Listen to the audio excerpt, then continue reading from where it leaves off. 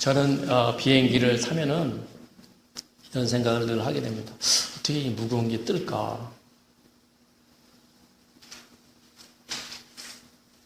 무거운 쇳덩어리가 어떻게 공중으로 뜰까? 그거 한 가지하고 또 하나는 그 공중에 밑에가 보이지 않지 않아요? 근데 그 높은 하늘에 깡통 같은 이 쇳덩어리 안에 수많은 수백 명의 사람들이 타고 있는 걸 보게 되면서 신기하다. 저 밑에 있는 사람은 이 공간 안에 이렇게 수백 명의 사람이 있다는 것을 전혀 의식하지 못하는데 그 공중에서 사람들이 이렇게 쭉 이동 중에 있는 걸 보게 되면서 참 신기하다 이런 생각을 하게 됩니다. 여러분 그 무거운 쇳덩어리가 뜨는 것도 거기 어떤 힘이 작용하고 있어서 뜹니다. 우리가 상식적으로 생각하고 있는 중력의 법칙만 가지고는 뜰 수가 없어요. 근데 우리가 보이지 않는 또 다른 힘이 얼마든지 그 무거운 쇳덩어리를 일으켜 세워나갈 수 있는 그런 힘들이 있다는 것입니다. 그러니까 우리가 살아가는 인생에도 이런 것들을 한번 적용해 보게 되면 우리가 인간적인 관점 혹은 상식적인 틀을 보게 되면 우리 인생이 나라는 사람의 생애 속에서 어떻게 이런 결과가 올 수 있어? 지금 이 현실에서 어떻게 성경에서 약속하고 있는 현실들이 올 수 있어? 만약에 우리가 이 세상에서 배워진 상식과 경험을 근거로서만 자기 인생을 바라보게 된다면요, 그 사람에게는 믿음이 교리 수준에 늘 멈춰 있습니다. 왜냐하면 보이지 않는 하나님의 세계와 섭리를 받아들이지 않는 거예요. 지식 안에만 있다 보니까 자기 심령 안에서 이 보이지 않는 또 다른 힘이 작동이 되지 않습니다. 그러면 이 힘이 작동이 되지 않으면 쇠는 쇳덩어리뿐이에요. 쇠는 뜰 수가 없습니다. 그래서 우리가 신앙생활을 한다는 것이 뭐냐면 하나님의 말씀 또 하나님 만나고 기도하는 이 모든 신앙의 행위들이 어디에 영향을 미치냐? 우리의 마음에 영향을 미치는 것이 가장 중요한 원리입니다. 예수 믿고 또 하나님을 믿어서 형편이 잘 풀렸다. 그거는 정말 부수적이에요. 그런 일이 있을 수 있습니다. 그런데 진짜 중요한 하나님의 축복의 시작은 어디서 만들어지냐면 우리 마음 안에서 내적인 힘을 강하게 만들어 간다는 것입니다. 왜? 이 보이지 않는 이 내적인 마음 안에서 나오는 힘이 있어야지만 쇠가 떠오르게 하듯이 우리 인생이 뜰 수 있는 그런 인생이 만들어져 나간다는 것입니다. 그래서 우리 모든 사람이 가지고 있는 내면 안에 있는 힘, 보이지 않는 이 힘을 세 가지로 요약해서 설명할 수 있습니다. 한 가지가 잠재력이에요. 안 보이잖아요. 두 번째가 인격입니다. 보이지 않습니다. 근데 분명히 힘이 있어요, 그것이. 세 번째가 재기 능력입니다. 뜨게 하는 어떤 힘이 있어요. 자, 이 부분을 먼저 생각해 보면서 룻기서를 쭉 살펴보려고 합니다. 잠재력이 뭡니까? 겉으로 보이지 않습니다. 근데 그 사람 안에만 있는 잠재력이 있어요. 그래서 이 잠재력이 어떤 사람은 잘 개발이 됩니다. 이 잠재력이 개발되게 되면 엄청난 어떤 역사와 결과들이 그 삶 가운데 나타날 수 있다는 것입니다. 똑같이 대학을 졸업했어요. 같은 과를 졸업했습니다. 근데 시간이 지나고 보면 어떤 사람 안에 삶 가운데는 정말 생각지 않은 여러 가지 좋은 결실들이 막 만들어집니다. 어떤 사람들은 정말 후퇴되어 있는 것을 보게 됩니다. 이게 뭐냐면 그 잠재력이 얼마나 잘 길러졌느냐. 여기서 판가름이 난다는 거예요. 또 한 가지가 인격이라는 것입니다. 잠재력보다 더 중요한 힘이 인격이라는 힘입니다. 이 인격은 뭐냐면요. 내면 안에 있는 보이지 않는 저수지와 같습니다. 그러니까 우리 안에 엄청난 물이 담겨져 있는 내면 안에 저수지와 같다는 것입니다. 우리가 인생을 살아가다 보면은 당연히 기근도 오고 가뭄도 오고 힘든 삶이 우리 속에 오게 돼 있습니다. 그러면 그런 것들을 참고 견뎌내는 힘이 뭐냐? 그게 인격의 힘이에요. 똑같은 어려움인데 어떤 사람을 이겨내기도 하고 이겨내지 못합니다. 그 인격, 내면의 힘의 차이 때문에 그렇습니다. 어떤 책에서 보니까 어느 한 스승이 제자가 하나 있었는데 그 제자가 아주 힘든 일을 겪고 있습니다. 그러니까 스승이 불렀어요. 그래서 불러서 시킨 것이 큰 사발 하나에다가 소금을 가득 담게 해가지고 거기다 물을 타게 합니다. 그걸 마셔보라고 그랬어요. 소금이 가득 담겨있는 물을 이렇게 마시니까 스승이 묻습니다. 맛이 어떠냐? 당연히 짜죠. 먹을 수 없어서 짭니다. 굉장히 짭니다. 먹을 수가 없습니다. 그랬어요. 그때 이제 알았다. 자기 스승이 제자를 딱 데리고 아주 맑은 호숫가로 데려갑니다. 그러더니 아까 똑같이 한 줌의 소금을 딱 쥐게 하더니 호수에다 던지게 합니다. 호수에 다 던져버렸어요. 그러더니 아까 그 사벌로 호수물을 한번 떠서 마셔보라 그럽니다. 그러니까 그걸 떠서 이렇게 쭉 마셨더니 이게 전혀 짠맛도 없어요. 그러니까 아주 시원합니다. 맛이 어떠냐? 먹을만합니다. 시원합니다. 맛있습니다. 뭐를 가르치는 거예요? 인생의 고통은 소금과 같다는 거. 아주 짤 수 있습니다. 근데 그 소금이 어디에 던져졌느냐, 그 그릇의 차이에 따라서 전혀 다를 수 있다는 것입니다. 그러니까 마찬가지로 우리가 똑같은 고난을 겪더라도 우리 내면의 그릇이 크게 돼 있는 사람하고 이 내면의 그릇이 작게 돼 있는 사람이 있어요. 이거 보이지가 않습니다. 근데 이것이 크게 돼 있는 사람은 똑같은 고난, 오히려 나보다 더 큰 고난을 겪어도 당당하게 그 부분들을 이겨나갈 수 있는 힘이 만들어진다는 거예요. 소금이 문제가 아니라 그것을 담아내는 그릇입니다. 우리 인격의 그릇이 사람의 인생을 일으키기도 하고 쇳덩어리가 일어나듯이 일으키기도 하고 그 쇳덩어리 무게에 꼼짝을 못해서 일생을 살아가는 것과 같이 그런 똑같은 원리가 있다는 것입니다. 자, 인격 말고 또 다른 힘을 우리가 표현할 때 재기 능력이다 이런 걸 표현합니다.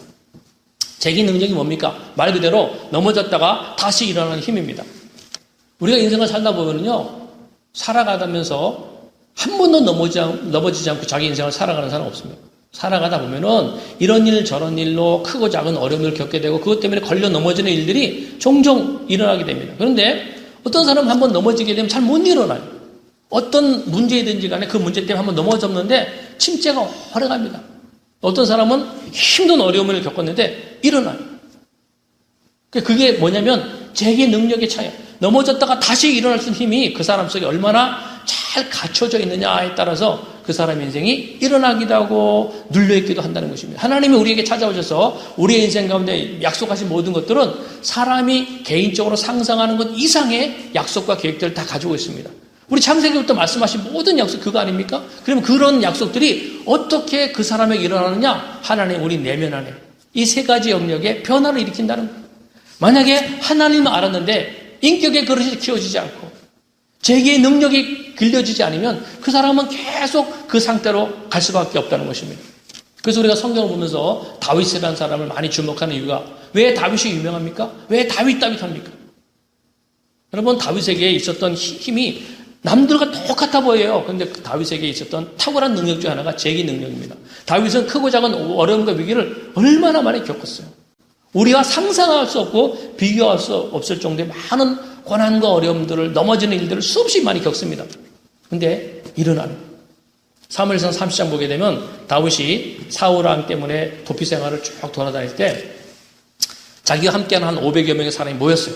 그래서 돌아다니는데 숫자가 많다 보니까 사울왕의 눈을 피할 수 없으니까 블레셋 지역으로까지 넘어가서 블레셋 왕 밑에 잠시 거주하는 그런 때가 있었습니다. 이제 전투를 하러 가는데 전쟁을 뚝 나갈 때 다 나가버렸어요. 남자들이 다 나가니까 이제 아이들과 여자들은 정착지에 남아있는데 그 시기를 틈타서 아말렉 족속이 이 다윗의 정착지로 쳐들어온 거예요. 그 와가지고 뭐 남자들이 없으니까 뭐 애고 여자들이고 다 붙잡아고 다 잡아갔어요. 나중에 며칠 만에 집에 딱 돌아왔는데 집이 다 불타고 식구들이 하나도 없는 거예요. 얼마나 당황이 되고 사람들이 놀랐겠습니까? 너무 놀라니까 이 같이 있던 500여 명의 사람들이 다윗을 돌로 치려고 그러잖아요. 죽이려고. 너무나 이 위기가 오니까 절망이 되고 낙심이 돼서. 근데 그런 아주 낙담이 된 환경 가운데 다윗이 어떻게 반응했나 보니까 사무엘상 30장 6절 보니까 백성이 각기 자녀들을 위하여 마음이 슬퍼서 다윗을 돌로 치려 하니 다윗이 크게 군급하였으나 그 하나님 여호와를 힘입고 용기를 얻었더라 그랬어요. 용기를 얻었어요. 그 상황에서 다윗이 포기할 수 있습니다. 이제 끝났구나. 근데 그 상황에서 마음에 용기가 생겼어요. 내적인 힘에서 이 재기의 능력이 일어난 것입니다. 용기가 생겨서 뭐라고 했냐면 지금 빨리 가서 제사장들이 입는 에봇을 갖고 와라. 제사장들이 에봇을 입고 하나님 뜻을 분별하거든요. 그 에봇을 나에게 가져오라. 그 에봇을 딱 가져오니까 그 에봇을 가지고 하나님 지금 우리가 아말렉 족속을 쫓아가게 되면 우리가 그 사람들을 점령할 수 있고 다시 붙잡을 수 있겠습니까? 하나님 응답이 내가 그들을 너희 손에 붙였다는 답이 와요. 그걸 사람들에게 말을 합니다. 자기 측근 사람들 가운데. 그러니까 사람들도 하나님이 우리와 함께 하실 거라는 말씀 듣고 다시 쫓아가서 바로 그 아말렉 족속에 진영해가지고 다 자기 부인들 또 아이들을 다 데리고 오게 됩니다. 이것을 뭐라고 그러냐면 재기 능력이라는 거예요. 근데 다윗은 이것이 탁월하게 있었다는 것입니다. 그래서 우리가 인생을 살아가다 보면 진짜 중요한 것이요. 어떤 실력을 막 갖추는 것보다 어떤 스펙을 갖추는 것보다 더 중요한 것이 내면 안에 인격의 힘을 기르는 것하고 재기의 능력을 강화시켜 나가는 것. 이것이 그 무엇보다도 중요합니다. 왜 이게 잘하지 않으면 아무리 스펙이 좋은 환경을 누리다가도 한 번 넘어지게 되면 못 일어나는 거예요. 재기 능력이 없으면 일어날 수가 없습니다. 어떻게 그 무겁게 내리누르는 어떤 환경의 문제를 가지고 그걸 떠받쳐서 일어날 수 있냐는 거예요. 그래서 하나님께서는 말씀을 통해서 가장 먼저 일으켜 나가는 것이 우리 내면 안에 인격의 힘, 재기의 능력 이런 부분들을 하나하나 키워나가는 일들을 먼저 한다는 것입니다. 그래서 우리가 우리 자신을 보면서 자꾸 자기 내면을 자꾸 검토해보고 말씀으로 묵상해 나가는 작업들이 계속 일어나요. 여러분 신앙생활이 오래된다고 해서 우리 내면과 인격이 커집니까? 신앙생활 오래 했다고 해서 우리 재기 능력이 커집니까? 전혀 그렇지 않아요. 이 재기 능력이 키워졌고 길러지는 모든 것들은 하나님의 말씀을 통해서 성령의 감동으로 그것을 취하러 묵상하고 또 가까이 하는 이 과정들을 계속 훈련해야지만 이런 역사들이 일어날 수 있습니다. 우리가 똑같이 주일날 예배를 드립니다. 설교 말씀을 듣습니다. 그럼 어떤 사람은 그 말씀을 통해서 영감을 얻어요. 감동을 얻습니다. 그래서 마음이 한 주간 동안 힘들었는데 지쳤는데 다시 힘을 얻는 거예요. 어떤 사람은 예배가 습관이 되어버렸어요. 반복적 습관이 된 예배를 통해서는 하나님께로 오는 어떤 감동이 일어날 수 없습니다. 그러니까 똑같은 예배를 같이 계속 드려도 어떤 사람은 아무 역사가 일어날 수 없다는 것입니다. 그래서 하나님께서 이 모든 예배, 기도, 말씀 이런 과정들을 통해서 뭐라고 하십니까? 주목하고 간절히 목마른 사슴이 신의 물을 찾는 마음으로 하나님의 말씀, 하나님의 은혜를 구하는 마음을 가져라 이것을 얘기하고 있습니다. 오늘 우리가 룻기서를 살펴보게 되는데요. 이 룻기서는 4장밖에 안 돼요. 4장밖에 안 됩니다. 굉장히 짧습니다. 아주 작은 분량이 4장을 전부 다 합쳐도 절수가 85절 정도밖에 되지 않습니다. 근데 이 룻기가 굉장히 중요합니다. 하나님께서 이스라엘 백성들과 또 이 성경을 읽게 될 모든 사람들에게 전달하고 싶은 가장 중요한 머리를 이 짧은 4장 안에 다 담아놨다는 것입니다. 여러분 유대인들은요 특별한 절기 때마다 온 가족이 같이 모여서 룻기서를 읽습니다. 룻기서는 짧습니다만 근데 그 짧은 85절의 내용들 중에 대화체가 많습니다. 룻이 얘기하고 시어머니가 얘기하고 또 보아스가 얘기하고 대화체가 많아서 읽는 것이 어렵지가 않아요.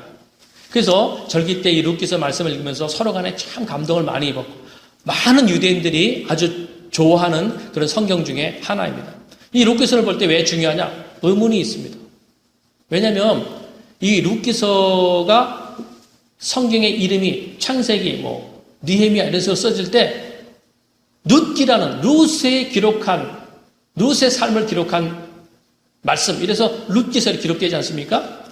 여러분 우리가 알다시피 유대인들은 이방인을 굉장히 싫어합니다. 룻은 이방 여인이었어요. 그리고 이 성경이 기록되던 당시의 이스라엘 문화는 여자들의 신분과 위치를 굉장히 지금보다 낮게 생각했던 때입니다. 근데 성경 66권 중에 유일하게 여인의 이름으로 기록된 책이 룻기입니다. 여자들의 인권을 무시하던 시기였고 이방인들은 개처럼 여겼던 문화를 가지고 있었던 이스라엘 안에 성경을 기록하면서 그 타이틀을 이방 여인 룻이라는 이름을 썼다. 이게 굉장히 의문점이라는 거예요. 왜 그 당시 사람들이 기도 가운데 결정한 일이겠지만 왜 이 성경 내용을 룻기라는 이름으로 썼을까?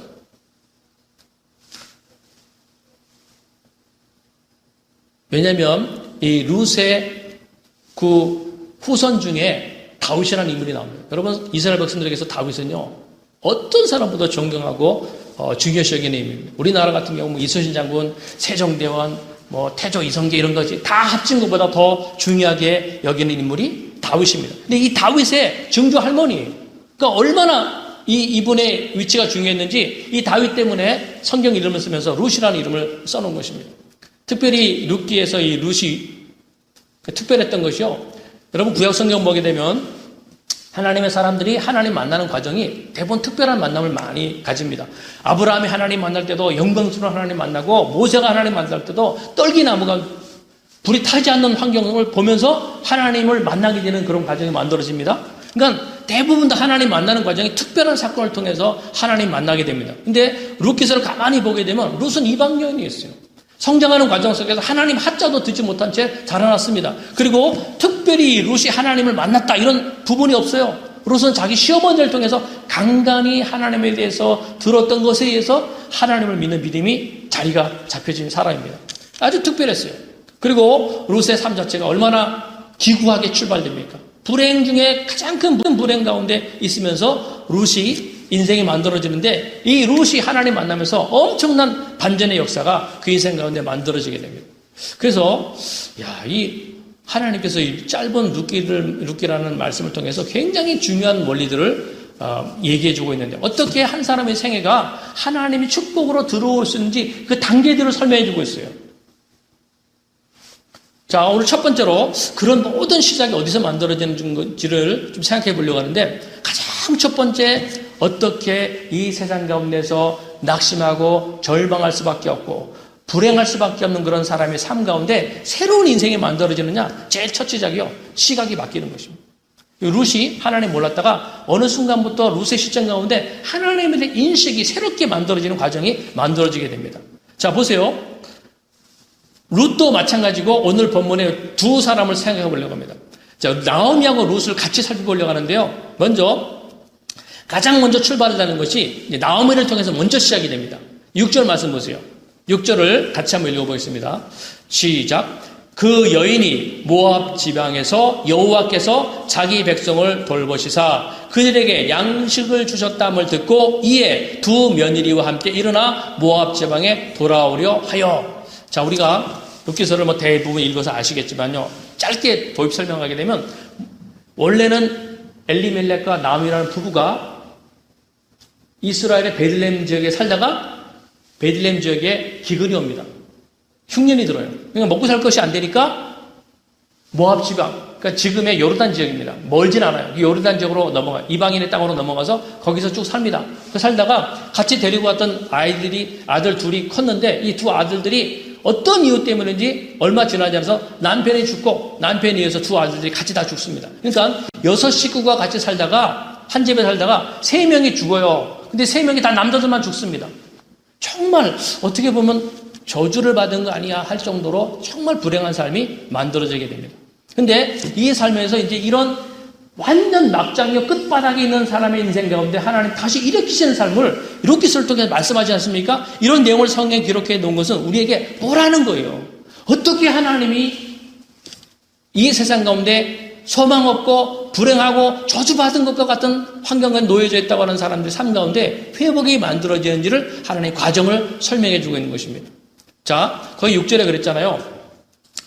그 여인이 나옴입니다. 그 여인이 모압 지방에서 여호와께서 자기 백성을 돌보시사 그들에게 양식을 주셨다함을 듣고 두 며느리를 데리고 이제 모압 지방에서 이스라엘로 가려고 했다 이렇게 기록되어 있습니다. 여기서 이제 우리가 눈여겨봐야 될 부분들이 나오미가 이제 모압에서 떠나서 이스라엘 돌아오려 하는 것이잖아요. 근데 왜 나오미가 돌아오려 했을까를 우리가 단순하게 살다가 환경이 너무 어려우니까 역이민이라고 있잖아요. 여기 캐나다나 미국에서 이민을 살다가 환경이 너무 어려우니까 할 수 없이 돌아갔다. 그와 같은 거 아니야 라고 보게 되면 하나님께서 말씀하시려고 하는 중요한 것들을 우리가 놓치는 것입니다. 왜 이 여인의 삶 가운데 새로운 회복의 어떤 시작이 만들어지느냐? 나오미가 얘기하는 것을 보세요.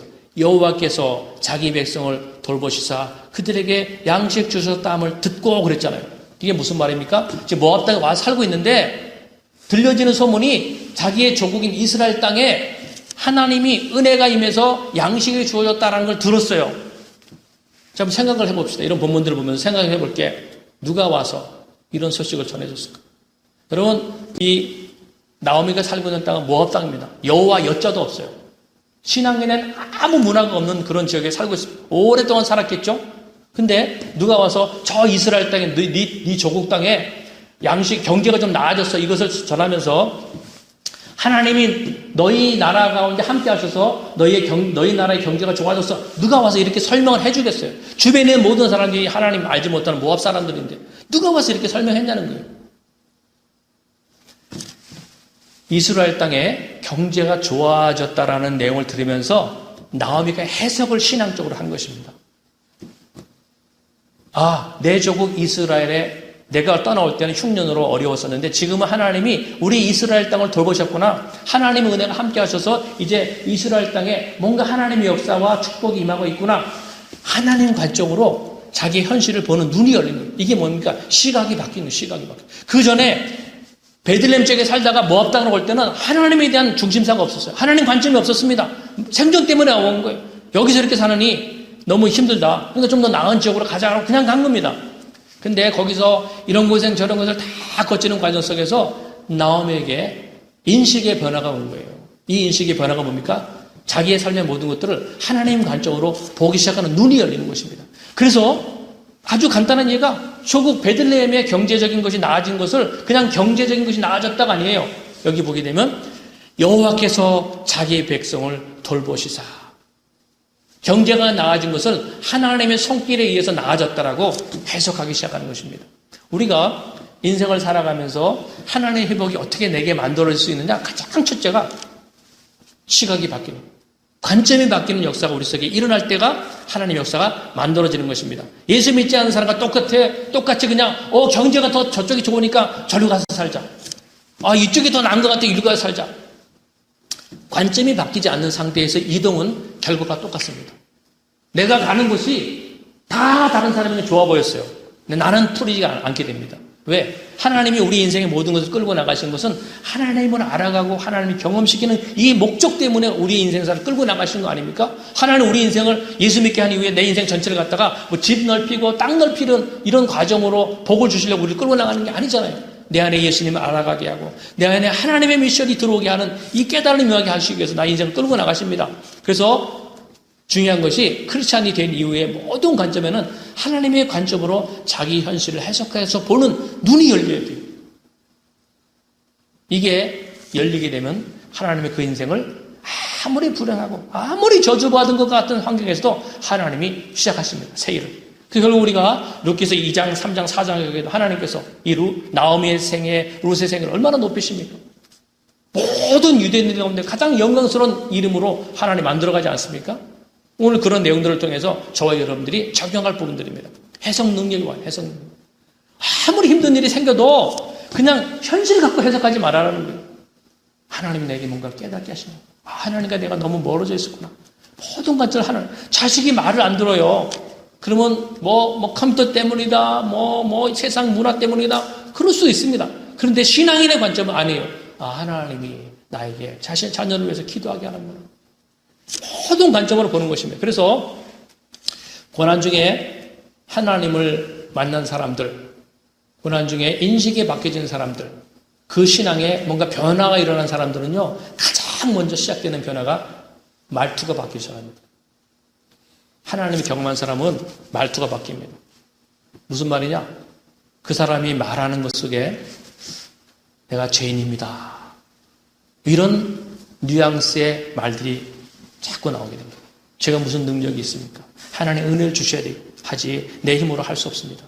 그러니까 관점이 바뀌고 말투가 다 바뀌고 전에는 전부 다 내가 중심이었어요. 주어가 전부 다 나였습니다. 내가 뭘 한다. 내가 생각하기에는 내가 좀 너 도와줄게. 다 나였어요. 어느 시점부터 시키지 않았는데도 말투가 바뀌어요. 하나님이 하시는 것입니다. 하나님 은혜 주셔야 돼요. 하나님이 당신과 함께 하십니다. 이렇게 주어가 다 하나님으로 바뀌기 시작할 때 관점이 바뀐 거예요. 신앙생활을 오래 해도 관점이 바뀌지 않는 사람이 있습니다. 바리새인화된 신앙은 신앙생활을 오래 해도 여전히 자기 인생의 주도권이 자기에게 있습니다. 말로 나오는 거예요. 그래서 모든 것에 내가 많이 강조가 됩니다. 내가 보기에는 아니야. 나는 이렇게 계획하고 있어. 하나님 이 틀을 다 깨트리는 거예요. 그 관점으로는 하나님의 미션을 만들 수 없기에 하나님 계속해서 하나가 지나가게 되면 또 다른 광야와 어려움들을 계속 주어서 그 사람의 관점을 바꾸는 일을 하나하나 일으키기 시작하는 것입니다. 그래서 오늘 본문에서 깨달아지는 것이 뭐냐면 잠재력이 있는 인생, 재기 능력이 있는 인생이 만들어지는 모든 것의 처음 시작은 마음 안에서 주인이 바뀌는 거죠. 전에는 내가 주인이었어요. 다 내가 계획 세우고 내 유익이 관점이었어요. 근데 어느 순간부터 하나님이 이를 기뻐하실까? 하나님 이걸 좋아하실까? 그걸 고민하고 갈등하기 시작합니다. 이게 하나님의 역사가 이제 시작되기 시작하는 것입니다. 우리가 인생을 살아갈 때요, 막 내가 열심히 해서 뭔가 되는 것 같아요. 겉으로 볼 때는 내 인생을 살아나갈 때 주체가 납니다. 내가 직장 생활하고 내가 어떤 선택을 하게 되고 내가 살아가는 거예요. 다 나인 것 같아요. 그러니까 그 결과는 나에 의해서 만들어진 것이 아니라 일의 성패는 다 하나님의 손에 달려있다는 것이 성경이 우리를 강조합니다. 여러분, 농부가 씨 뿌린다고 해서 결실이 오는 것들이 농부가 한 수거대로 오느냐? 그렇지 않잖아요. 농부가 씨는 뿌려요. 그러나 때를 맞춰주시고 햇빛을 공급해주고 모든 것들은 하나님에 의해서 결과가 나오는 것이지, 자기가 씨 뿌렸다고 해서 그대로 결과가 나옵니까? 그 농부들 다 부자 되게요? 하나님이 모든 것을 조율해 나간다는 것입니다. 그래서 우리가 신앙생활을 하면서 자주 강조하는 것이, 우리가 인생을 살아가면서 직장 생활도 하고 이민해서 공부도 하고 자기의 미래에 대한 설계도 하고 다 하지만 그 모든 것을 할 때 항상 말씀 중심으로 살아라. 기도 중심으로 살아라. 예배 중심으로 살아라. 이 말을 강조합니다. 이 말이 뭐냐? 주어가 바뀌라는 거예요. 다 하나님이 모든 것을 끌고 나가기 때문에 하나님을 주인으로 모셔서 인생사를 해결해 나가야 된다라는 것을 강조해 나가십니다. 여러분, 우리가 교회에서 북클럽을 하잖아요. 북클럽 책을 읽고 또 성경에 관계된 것을 우리가 쭉 살펴봅니다. 주일날 예배드리고 이제 밥 먹고 나면 다른 교회 같은 데는 막 집에 가 바빠요. 교회가 큰 데는 그냥 다 집에 가버리잖아요. 일 맡은 사람만 막 교회 남아있지? 다 집에 갑니다. 근데 저희는 무조건 밥 먹고 나서 다 북클럽 한다고 골방으로 다 가게 하잖아요. 숫자가 안 많으니까 누가 한 사람 가면 표시가 탁 나니까 갈 수도 없어요. 그러니까 거기 딱 앉아갖고 이렇게 성경에 대한 공부를 하잖아요. 이게 다 뭐냐면 하나님의 말씀이 자기에게 중심이, 말씀 중심의 삶을 만들어 가려고 이런 역사들을 만들어 나가는 것입니다. 일주일을 살아가는 건 마찬가지예요. 일주일을 우리가 살아나갈 때 예배 중심의 삶을 살아라, 예배 중심을 살아라 이걸 강조하는 것이, 예배 중심의 삶의 패턴이 만들어지지 않으면 사람이 주일날마다 첫 번째 날, 7일 중에 한 날을 예배를 드립니다. 만약에 어떤 사람이 예배 중심의 삶의 가치관이 만들어지지 않았어요. 그러면 어느 날은 바빠서 빠지고, 어느 날은 피곤하다 빠지고, 어느 날은 무슨 일 때문에 빠지고, 한 번, 두 번 빠져봤어요. 그러면 한 번 예배 드리고 나서 세상에서 살아가는 삶이 6일을 내서 12일로, 21일로 막 늘어나는 거예요. 자기 경건이 지켜줄 수 있겠습니까? 요즘 세상에 얼마나 사단의 역사와 또 세상의 그 문화들이 해역함으로 막 날아가는데, 그 속에서 자기 신앙과 믿음과 인격을 지킨다는 것이 불가능할 정도로 어렵습니다. 그래서 안식일을 계속 오래 지키고자 하는 마음을 가질 때, 우리는 실수합니다. 연약하니까 세상에 나가서 6일 동안 살다가 마음으로도 범죄하고 말로도 실수하고 실수해요. 그런데 안식이 예배 중심의 삶으로 딱 정해진 사람은 안식의 날 어떤 환경이 힘들더라도 교회를 찾아갑니다. 그래서 예배를 드리는 동안에 예배를 통해서 하나님의 말씀에 이해를, 또 하나님의 말씀의 충만함, 성령의 역사, 기도, 회개를 통해서 자기 마음 안에 하나님의 영이 흘러나가는 역사가 하나하나 만들어지기 시작해요. 그래서 내가 중심에 됐던 삶을 회개하고 하나님 중심의 삶, 하나님 생존 중심으로 내가 살아왔습니다. 하나님 말씀에 하나님 영광을 위해서 하나님 1순위에 두는 삶을 살기 원합니다. 회개하는 거예요. 그때 나도 모르게 우리 안에 하나님 주인된 상태가 이렇게 만들어집니다. 인식의 변화가 만들어집니다. 사고의 변화가 만들어지게 되면 행동이 바뀝니다. 그래서 여기 오늘 본문에 나오미에게 이제 인식의 변화가 만들어지지 않습니까? 그 여인이 6절, 7절을 보게 되면 그 여인이 모압 지방에서 여호와께서 자기 백성을 돌보시다 그들에게 양식 주셨다함을 듣고 이에 두 며느리와 함께 일어나 모압 지방에서 들어오려 하여, 인식이 바뀌었어요. 그런 다음에 7절에 보니까 있던 곳에서 나오고 두 며느리도 그와 함께하여 유다 땅으로 돌아오려고 길을 가다가 그랬습니다. 하나님이 함께 하셨구나라는 인식이 바뀌니까 7절에 보니까 있던 곳에서 나오고 행동이 나옵니다. 거기서 모압에서 나오는 거예요. 여러분, 그래서 우리가 인생을 살아가면서 하나님을 믿으면서 인식이 바뀌는 것, 그리고 인식이 바뀐 것에서 행동이 바뀌는 과정으로 가야 되는 것이 왜 이렇게 중요하냐면요, 사람이 어려움을 이렇게 많이 겪잖아요. 고난을 자꾸 겪다 보면 그 고난이 그 사람을 주저앉게 만들어버립니다. 못 일어나게 만들어요. 여러분 한번 크고단 어려움을 한번 겪어보게 되면 훈련되지 않으면 그 고난이 한번 오게 되면 못 이겨내요. 어떤 그것이 부분 문제든지 자식 문제든지 경제 문제든지 한번 생각지 않은 고난이 딱 왔어요. 우리 자기 가정 가운데.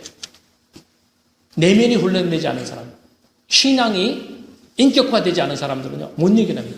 어떻게 됩니까? 독사에 물린 사람처럼 돼버려요. 사람이요, 막 팔팔 뛰던 사람이 들판에 갔다 독사에 딱 물리면 어떻게 됩니까? 독이 쭉 들어옵니다. 펄쩍펄쩍 뛰었던 사람이 독사에 독이 딱 들어오게 되면요, 마비가 일어납니다. 움직이고 싶은 마음은 있는데 움직여지지 않는 거예요. 우리가 신앙생활을 하면서 고난이라는 현실에 한번 딱 묻히게 되면요, 마음은 있어요. 아, 이렇게 해야지, 저렇게 해야지, 기도해야지, 말씀 묵상해야지, 마음은 있습니다. 근데 움직여지지 않는 거예요. 물려있는 거예요. 한국의 뉴스 보니까 지난주에 보니까 뭐 어떤 여자분이 자기 전 남편을 죽였는데 막 토막살을 해갖고 막 뉴스 안 하고 조사를 하고 이런 일이 일주일 내 뉴스에 나옵니다. 왜 그 사람이 그런 행동을 했을까요? 정신과 영이 물린 거예요. 상상할 수 없는 행동들이 나오게 되는 것입니다. 하나님께서 우리에게 자주 주지시켜 나가는 것이 뭐냐면 낙심하지 마. 낙심하지 마. 절망하지 마. 이것을 성경 말씀을 보게 되면 계속 말씀하십니다. 왜? 낙심이라고 하는 것에 한번 물리게 되면 주저앉게 돼요. 못 일어납니다. 얼마나 무서운지 몰라요. 하나님의 백성이 되는 순간부터 그래서 우리가 늘 해야 될 일이 뭐냐면 하나님 이스라엘 백성들을 애굽에서 애굽시킨 다음에 하나님께서 강조했던 것이 뭐냐면 주야로 말씀 묵상. 길을 걸어갈 때도 앉았을 때 누워있을 때도 그 말씀을 볼 수 있도록 하라. 하나님이 유일하게 강조했던 것이 신명기 6장 4절, 5절, 6절에 있는 이 말입니다. 주야로 말씀 묵상. 왜? 말씀이 해독제라는 거예요. 독사에 물렸지만 해독 주사를 맞으면 다시 회복되잖아요. 마찬가지로 우리가 세상 살면서 보고 듣는 것에 의해서 세속적 영향을 받습니다. 돈 없으면 죽어! 들어오는 거예요. 그러면 돈이 조금이라도 모자라게 되면 그것에 그 영향력이 있어가지고 꼼짝을 못하면 눌립니다. 이거 해결해야 되는데, 이거 안 채워주면 안 되는데, 눌려 있는 거예요. 하나님 말씀 보게 되면 환경의 문제가 아니라 여호와 하나님을 섬기고 기도하고, 그럼 하나님 나머지 모든 건 내가 책임질게. 하나님 어느 부분을 읽어보더라도 하나님 우리에게 그런 것을 강조해요. 먹을 것이 다 떨어졌어요. 입을 것도 없는 상황입니다. 하나님께 나가서 하나님 어떻게 할까요? 하나님의 직장보다 엎드려 기도하고 말씀 묵상한 것을 더 강조하시지 하나님께서 어떤 다른 환경적인 것을 먼저 강조하냐. 우선순위 두 가지를 다 하되 하나님 첫 번째 우선순위는 너의 입에서 말씀이 나와야 돼. 그래서 하나님 백성들은 말씀으로 사는 것을 얼마나 많이 강조를 해나가십니까? 성경에 하나님 말씀이 얼마나 강조하는지는요, 어마어마하게 강조. 하나님 말씀을 검이라고 하는 이유가 그 검이 들어와야지만 내 인생을 유혹과 회방으로 망가뜨리는 모든 것들을 잘라낼 수 있다는 거예요. 여러분 하박국 선지자가 얘기한 내용을 보세요. 그 하박국서 3장 17절 18절 거기 보게 되면 하박국이요 너무나 힘듭니다. 자기 조국이 멸망을 당하는 환경에 있고 너무나 답답해요. 눌려가 꼼짝을 못합니다. 근데 하박국 3장 17절 뒤에 보게 되면 17절 18절을 보게 되면 하박국이 얘기합니다. 갑자기 비록 무화과나무가 무성치 못하고 포도나무 열매가 없으며 감람나무에 소출이 없고 밭에 식물이 없고 막 그래도 나는 여호와 하나님으로 즐거워할 거야. 기뻐할 거야. 이렇게 얘기합니다. 여러분 생각을 해보세요. 왜 갑자기 이 하박국이라는 선지자가 무화과나무도 없고 밭에 양도 다 죽고 외양간에 소가 없는 상황이 됐는데 나는 하나님 때문에 기뻐할 거야. 왜 그렇게 합니까? 그 단서가 그 하박국 3장 14절에 보면 14절 16절에 보게 되면 내가 들었으므로 내 창자가 흔들렸고 그 목소리로 인해서 내 입술이 떨렸도다. 어떻게 하박국이 이런 변화가 나타날 수 있느냐? 아니요. 환경 변화는 아무것도 일어나는 것이 없습니다. 네. 어느 순간 하나님의 성령에 의해서 그에게 하나님의 음성이 들어온 거예요. 내가 너와 함께 할 것이고 이렇게 역사할 거야. 이게 딱 들어온 것입니다. 이걸 들으니까 그 하박국의 심령이 살아난 것입니다. 제기가 될 수 있는 힘이 그 안에서 만들어진 것입니다. 오늘 저와 여러분들이 이민족에 살아가면서 우리의 인생 가운데는요. 다 하나님이 배열해 놓은 고난이 다 있습니다. 1, 2, 3, 4에 다 프로세스가 다 있습니다. 그 모든 환난과 시련과 어려움들을 뭘로 이겨낼 수 있느냐? 하나님의 입에서 나오는 말씀이 들어온 사람만이 그걸 이겨냅니다. 그 말씀이 들어오지 못하면 결국 환경에 눌려서 달 도는 인생을 살아갈 수밖에 없다는 것입니다. 그래서 첫 번째로 우리의 삶 가운데 적용해 나갈 것은요. 하나님께서 나오미의 인생을 일으켜 나갈 때 가장 첫 출발이 인식이 바뀌게 하는 거예요. 하나님 중심적으로 모든 것을 보는 눈을 키우시는 거예요.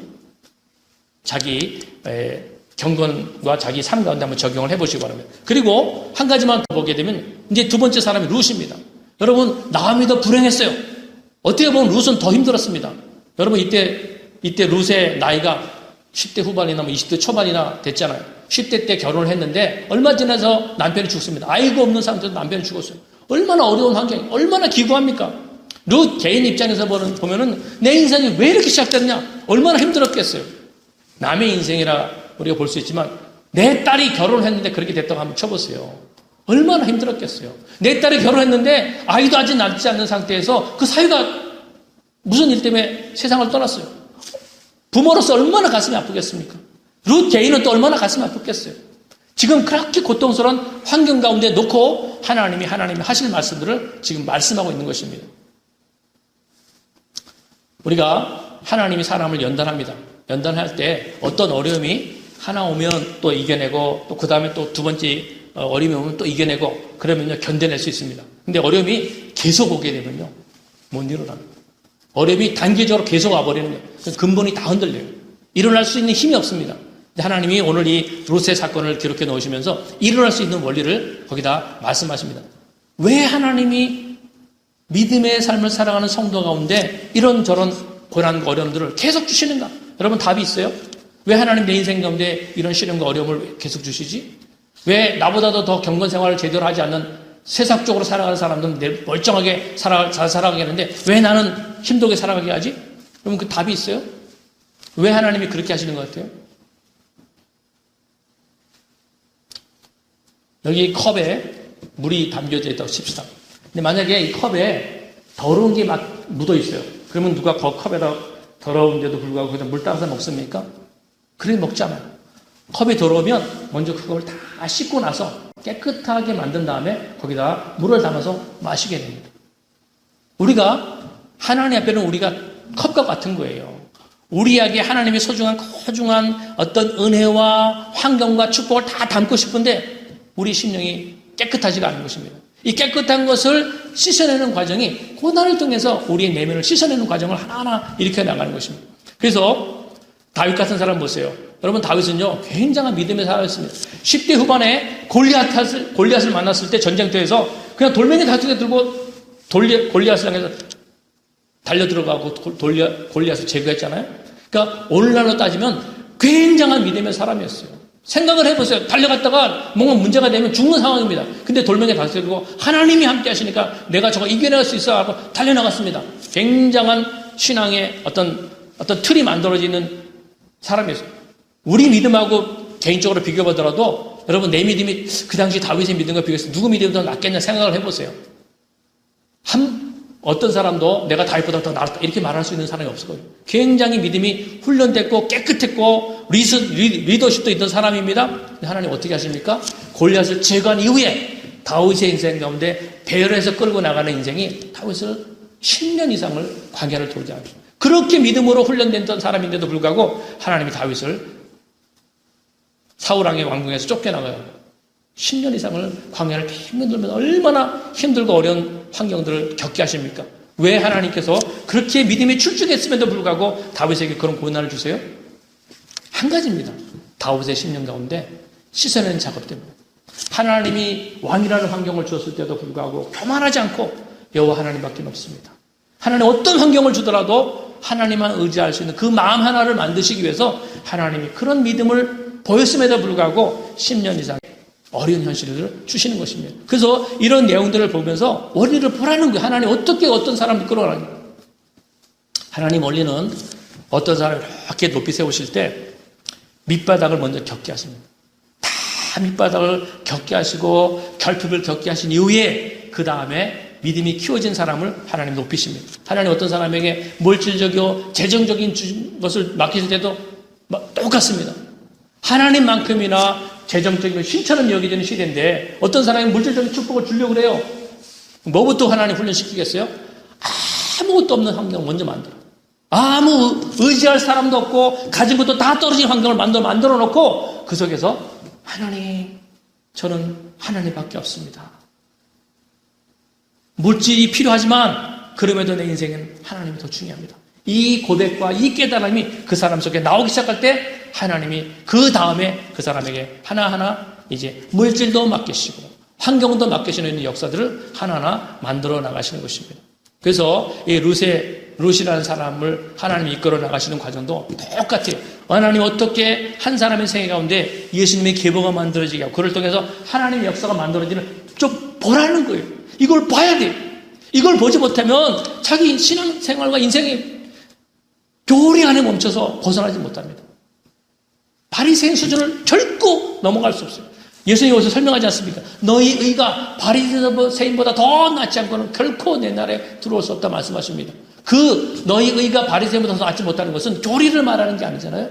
그 말씀이 내 안에 들어와서 하나님에 대한 인식이 바뀌고 그 인식 때문에 어떤 환경에서도 우선순위가 하나님 말씀의 우선순위를 가지고 결정과 선택을 해나가는 거예요. 그래서 나오미가 선택하고 룻이 선택하는 모든 과정이 나오미와 룻의 인생 가운데 어떻게 룻기 4장을 어떻게 그 하나님이 높이시는 삶이 만들어집니까?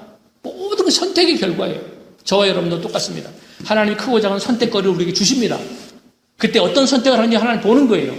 그때 하나님이 주셨던 말씀의 깊은 감동과 깨달음이 우리 속에 와야 돼요. 그래서 룻기서에 보게 되면요.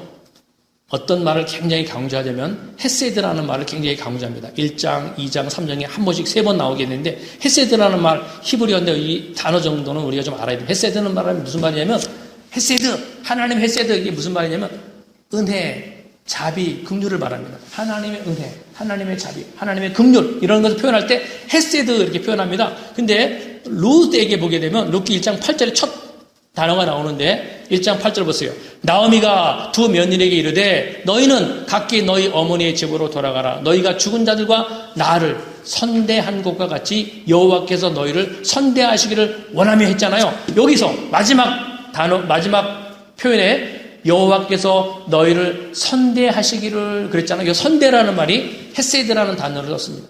하나님이 사람을 상대할 때 은혜로, 자비로, 긍휼로 아무리 실패하고 넘어지고 하나님이 멀어져도 하나님 잘라버리지 않잖아요.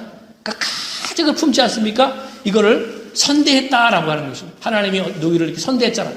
긍휼과 자비로 인애로 대했잖아요. 이걸 헤세드 이렇게 표현합니다. 하나님이 이렇게 표현했어요. 헤세드로 상대했다고 얘기합니다. 여기 똑같은 단어가 룻기서 3장 10절에 나옵니다. 룻이 하는 것을 설명하면서 3장 10절에 보니까 그가 이르되 내에 따라 여호와께서 네게 복 주시길 원하노라. 내가 가난하건 부하건 젊은 자를 따르지 아니하였으니 네가 베푼 인애가 처음보다 나중에 더하더라라고 표현됐을 때 이 마지막 단어 네가 베푼 인애 이게 헤세드라는 말이에요. 이게 뭐가 중요하냐면요. 룻이 나중에 그 베들레헴 자기한테 외국이잖아요. 낯선 사람들 앞에 왔었을 때 사람을 상대할 때 인애로 상대했다. 헤세드로 상대했다는 것입니다. 무슨 말이냐면 겸손히 자기를 낮춘 거예요. 사람들이 외국인하고 왕따시키고 손가락질 할 수 있잖아요. 그런데 그것에도 화나지 아니하고 천천히 낮아진 모습으로서 그들을 섬겼다는 것입니다. 상대했다는 거예요. 이것을 얘기하는 거예요. 보아스가. 그가 이르되 내 따라 여호와께서 내게 복주시기를 원하노라. 내가 가난하건 부하건 젊은 자를 따르지 아니하였으니 네가 베푼 인애가 처음보다 나중에 더하다. 그러니까 이 룻의 마음 안에 하나님이 사람을 대하는 그 인애, 긍휼의 마음이 똑같이 흘러오고 있는 것을 보게 됩니다. 여러분 이게 왜 이렇게 중요하냐면요. 하나님은 헤세드, 은혜를 가지신 분이십니다. 그럼 우리가 그 하나님을 믿고 따라갑니다. 그러면 시간이 어느 정도 지나면 우리에게서 반드시 일어나는 변화가 하나님에게 있는 그 헤세드, 은혜, 자비, 긍휼 이 스피릿이 나에게도 똑같이 일어나는 것입니다. 왜 하나님이 룻의 인생을 높여주느냐? 하나님에게 있었던 헤세드, 은혜가 우리 세계에 흘러나온 거예요. 그래서 정말 비참하고 가난한데 거기서 낙심하지 않고 좌절하지 않고, 여러분 젊은 처녀가 이제 처녀가 아니죠. 결혼을 했었는데 남편이 잃었어요. 그러면 이제 남은 것이 나이든 시어머니 한 분입니다. 그러면 이 상황에서 여러분 같으면 어떻게 권면하겠어요? 그 룻에게. 그 룻이 내 가정이 내 딸이다라고 한다면 여러분 입장에서는 룻에게 어떻게 하라고 그러겠어요? 야, 너 아무리 그래도 사람이 신의가 있어야지. 시어머니 저기 혼란 덜는 남았는데 시어머니 두고 나오면 안 된다.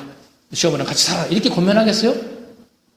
상식적으로 그렇게 해도 누가 특별히 손가락질 할 수 없습니다. 없었을 것입니다. 근데 이 상황에서 룻은요, 하나님이 가져오신 헤세드의 그 은혜의 자비 긍휼의 마음이 똑같이 룻의 마음 가운데 흘러나가는 걸 보게 됩니다. 그래서 신앙이 뭐냐면 하나님을 믿게 되게 되면 하나님이 가지고 있는 자비와 긍휼의 마음이 똑같이 우리 속에 같이 흘러나오는, 이것이 하나님의 축복을 이어가는 사랑 가운데 일어나는 변화입니다. 그래서 예수 믿기 전에는 우리가 이기적이고 자기중심적이고 뭐 이랬던 사람이라도 예수 믿기 시작하면 하나님의 그 자비의 속성들이 우리 속에 계속 똑같이 흘러나가는 거예요. 그래서 이제부터 사람을 상대하는 것이 바뀌는 것입니다. 전에는 내 이익 관점으로 상대했어요. 나한테 이익이 되지 않는 사람은 다 끊어냈어요. 그러나 어느 순간부터 이제는 하나님의 관점을 보는 거예요. 그래서 불쌍한 사람, 연약한 사람이 있으면 내가 품는 것입니다.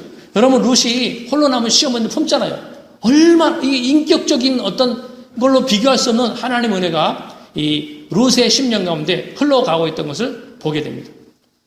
하나님께서 오늘 저와 여러분들에게도 이런 역사가 일어나기를 하나님께 원하시는 것입니다. 그래서 이런 역사를 만들어 나가는 심령을 우리에게 만들어서 그 사람 속에 하나님 역사가 진행되도록, 그래서 예수님의 계보가 이어져 나가시는 일들을 하나님 하나하나 만들어 나가시는 것을 보게 됩니다. 오늘 이 느헤미야에게 얘기했던 거, 또 룻에게 일어났던 이 변화들이 하나님이 다 우리 자신에게 말씀하신 것입니다. 내 안에 잠재력을 키우시고 인격을 만들어 나가시는 모든 과정들이 먼저 일어나고 그 뒤에 하나님이 나의 인생 가운데 계획하실 일들을 하나하나 만들어 나가신다. 오늘 이것을 마음속에 새기면서 하나님의 헤세드 은혜가 오늘도 내 삶 가운데 끊임없이 끊어지지 않고 이어져 나갈 수 있도록 역사해 주십시오. 이것을 놓고 이번 한 주간 동안 계속 기도하시길 바랍니다. 제가 잠깐 기도하면서 우리 같이 이 기도 제목 갖고 1, 2분 동안 자신을 위해서 좀 기도했으면 합니다. 하나님, 이 은혜가 통일하게 내게 하나님의 뜻과 목적이 내 삶 가운데 끊어지지 않고 이어져 나갈 수 있도록 역사해 주시옵소서. 통성으로 같이 기도하시겠습니다.